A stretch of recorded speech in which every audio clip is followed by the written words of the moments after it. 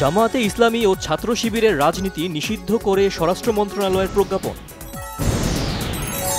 নিষিদ্ধের পরও রাজনীতি করলে জামাতকে মোকাবেলা করা হবে, দলটির সাথে সম্পৃক্তদের বিষয়ে আইনগত ব্যবস্থা নেওয়া হবে বলেছেন স্বরাষ্ট্রমন্ত্রী ও আইনমন্ত্রী। প্রধানমন্ত্রী শেখ হাসিনা বলেছেন, কোটা আন্দোলনকে ঘিরে সহিংসতায় প্রাণহানি, ধ্বংসযজ্ঞের প্রতিটি ঘটনার তদন্ত হবে। ডিবি হেফাজতে থাকা বৈষম্য বিরোধী ছাত্র আন্দোলনের ৬ সমন্বয়ককে পরিবারের কাছে হস্তান্তর। শুধু ৬ সমন্বয়ক নয়, সারা দেশে গ্রেফতার সকল শিক্ষার্থীর মুক্তি দাবি নাগরিক সমাজের। দেশের বিভিন্ন জায়গায় মৌন মিছিল, আন্দোলনে নিহতদের স্মৃতিচারণ, দেয়াল লিখন ও গ্রাফিতি কর্মসূচি পালন শিক্ষার্থীদের। রাজশাহীতে শিক্ষক শিক্ষার্থীদের সাথে পুলিশের ধস্তাধস্তি, পুলিশের বাধার মুখেই মানববন্ধন কুমিল্লা বিশ্ববিদ্যালয় শিক্ষকদের।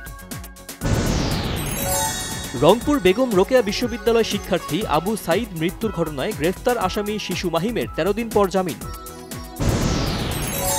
কোটা আন্দোলনের যৌক্তিক সমাধান না হলে সরকারের ক্ষমতায় থাকার অধিকার নেই বলেছেন সুজন সম্পাদক বদিউল আলম মজুমদার।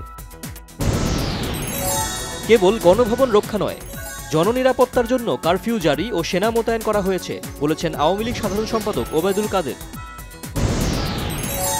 সরকার শাক দিয়ে মাছ ঢাকতে মিথ্যাচারের কোরাস গাইছে বলেছেন বিএনপি মহাসচিব মির্জা ফখরুল ইসলাম আলমগীর। আওয়ামী লীগ আর রাজনৈতিক দল নেই, তাদের রাজনৈতিক মৃত্যু ঘটেছে বলেছেন গণতন্ত্র মঞ্চের নেতারা। টানা ভারী বর্ষণ ও উজানের পাহাড়ি ঢলে কক্সবাজারে হঠাৎ বন্যা, তলিয়ে গেছে জেলার ৭ উপজেলার ২০টি ইউনিয়ন। শোক মিছিল, রক্তদান সহ নানা কর্মসূচিতে শোকাবহ আগস্টের মাসব্যাপী কর্মসূচি শুরু। কয়েক দফায় স্থগিতের পর ১১ই আগস্ট থেকে সারা দেশে নেওয়া হবে এইচএসসি ও সমমানের পরীক্ষা। হামাসের রাজনৈতিক প্রধান ইসমাইল হানিয়াকে হত্যার পর সামরিক শাখার প্রধান মোহাম্মদ দেইফোকে হত্যা। অলিম্পিকের ৫ম দিনে ৩ স্বর্ণ চীনের, ফ্রান্স জাপানকে পেছনে ফেলে পদক তালিকার শীর্ষে চীন।